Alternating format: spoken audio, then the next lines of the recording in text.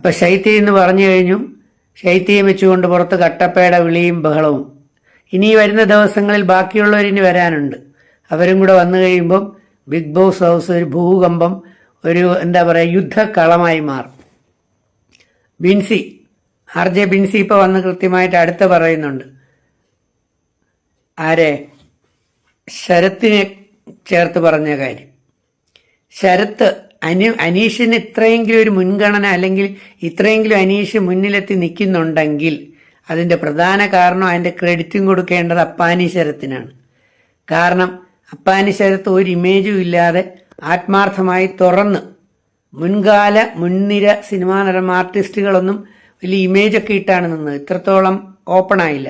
പക്ഷെ അപ്പാനി ശരത്ത് പച്ചയായ ഓപ്പണായ മനുഷ്യനായി പ്രവർത്തിച്ചപ്പോൾ അപ്പാനിയുടെ വായിൽ നിന്നൊരു കൃഷിക്കാരൻ എന്നൊരു വാക്ക് വീണു.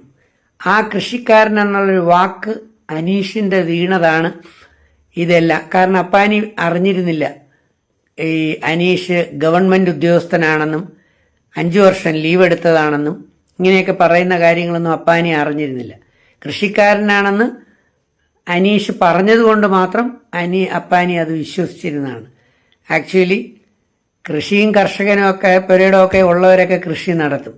പക്ഷേ ഒരു ഗവൺമെൻറ് ഉദ്യോഗസ്ഥനാണ്, ശമ്പളമുള്ള മനുഷ്യനാണ്, ലീവ് എടുത്ത് ബിഗ് ബോസിന് വേണ്ടി എത്രയോ വർഷം പ്ലാൻ ചെയ്ത ആളാണ്. എല്ലാ തരത്തിലുള്ള അഭ്യാസങ്ങളും എല്ലാം എടുക്കത്തരവും കഴിവും അല്ല അതിസാമർഥ്യമുണ്ട്.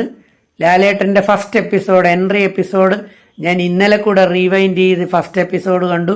അതിൽ ലാലേട്ടൻ ആ ഡാൻസ് തുടങ്ങുന്ന സമയത്ത് കൃത്യമായിട്ട് പറയുന്നു, ഈ കയറാൻ പോകുന്ന ആള് സ്ത്രീ വിരുദ്ധത